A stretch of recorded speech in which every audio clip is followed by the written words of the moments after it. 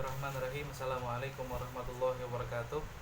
Kepada kelas 8 yang mudah-mudahan dirahmati oleh Allah Subhanahu wa taala.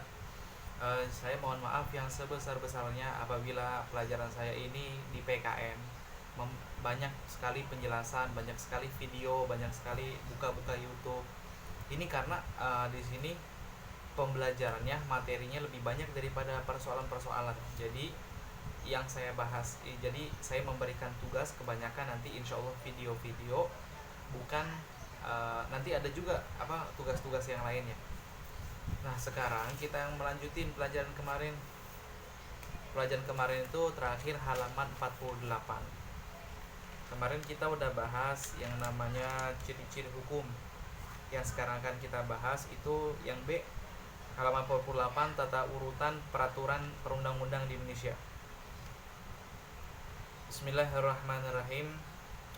Berikut hierarki tata aturan perundang-undang yang berlaku di Indonesia. Yang pertama, Undang-Undang Dasar 1945. Jadi yang berlaku di Indonesia yang pertama itu Undang-Undang 1945.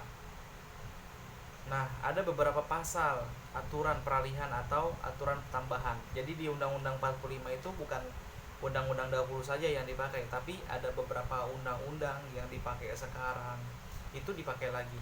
Maksudnya ditambahin atau misalnya ada yang direvisi,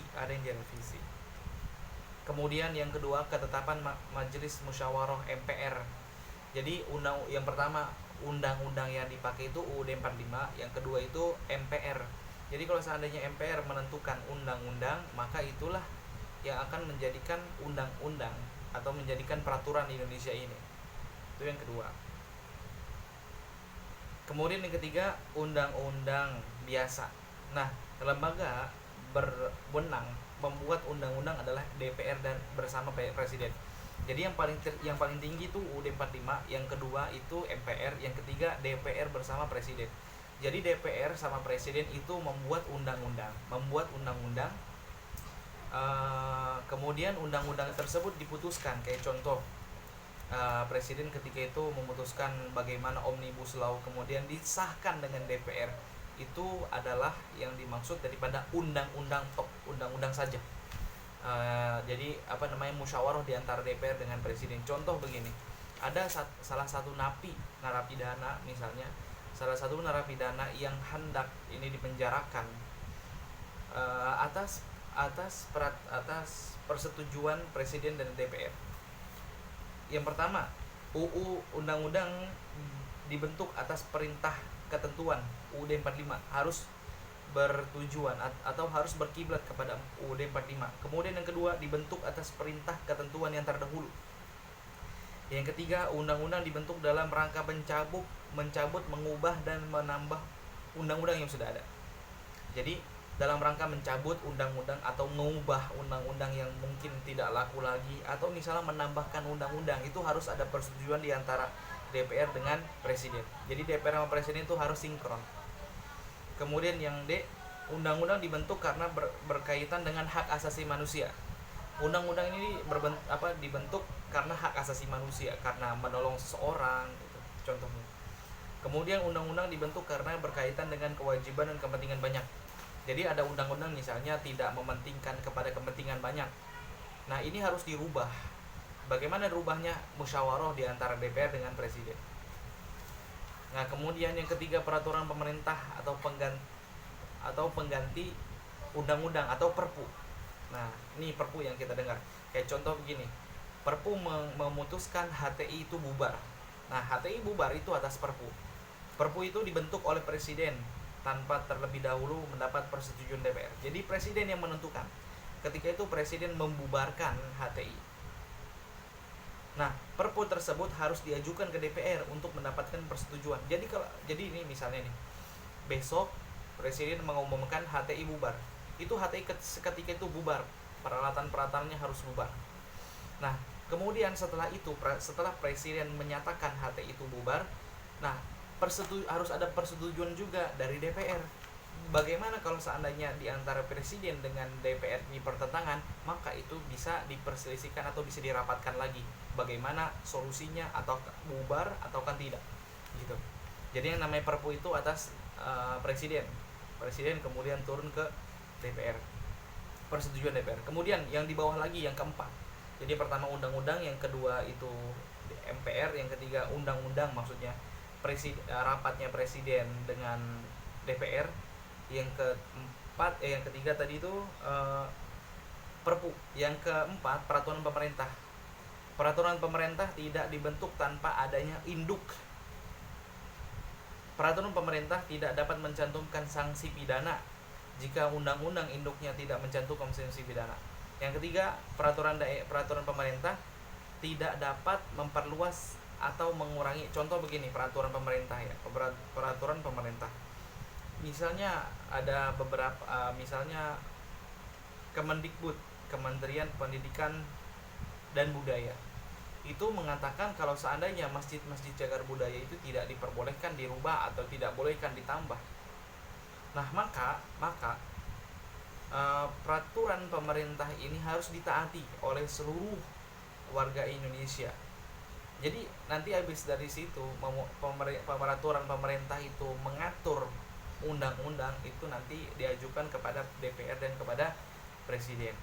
Kemudian peraturan presiden. Peraturan presiden adalah peraturan undang-undang yang ditetapkan oleh presiden untuk menjalankan perintah peraturan undang-undang yang lebih tinggi atau dalam menyelenggarakan penguasaan pemerintah. Nah, bentuk panitia antar kementerian. Nah, jadi bentuk panitia antar kementerian, seluruh menteri itu dikumpulkan sama presiden, kemudian dibikin aturan. Kan contoh begini. Di dalam organisasi itu ada ketua dan ada anggota. Nah, anggota tersebut harus mentaati peraturan ketua organisasi itu namanya peraturan presiden. Yang kemudian yang kedua, pengharmonisan, pembulatan dan menetapkan koherensi rancangan peraturan presiden dikoordinasikan oleh menteri yang menyelenggarakan urusan pemerintah di bidang hukum. Nah, jadi ada beberapa yang harus ditaati oleh pemerintah dari pemerintah Kemendikbud, kemudian Kementerian Sosial atas peraturan presiden tersebut. Kemudian ada yang namanya peraturan daerah. Peraturan daerah itu biasanya misalnya DKI ini kan daerah daerah wilayah DKI itu daerah. Kemudian di Jogja juga daerah. Kemudian di Bandung juga daerah. Di Bogor juga daerah. Setiap daerah itu mempunyai peraturan masing-masing. Yang mana peraturan tersebut, misalnya di Jakarta diwajibin seseorang misalnya nggak boleh buang sampah sembarangan. Seandainya ada warga Jakarta yang membuang sampah sembarangan di pinggir-pinggir jalan Jakarta itu, maka didenda 100.000. Maka itu peraturan yang berlaku hanya di Jakarta, bukan yang berlaku di tempat-tempat lain.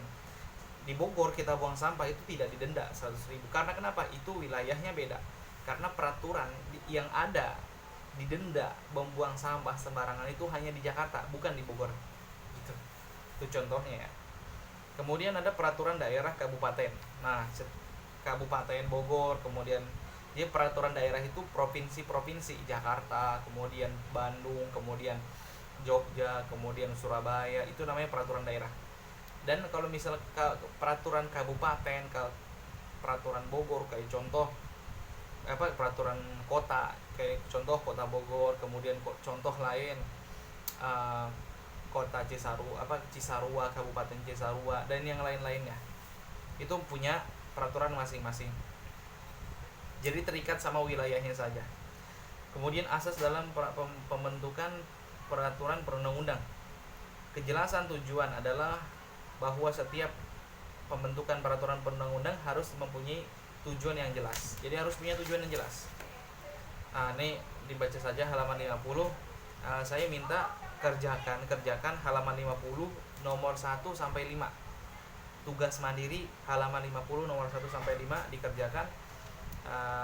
Nanti kirim fotonya di aplikasi BDR ini, oke? Atau misalnya yang nggak bisa mengirim itu boleh kirim ke nomor saya. Tapi jangan semuanya kirim nomor saya karena handphone saya udah agak kurang stabil. Oke, cukup sekian. Assalamualaikum warahmatullahi wabarakatuh.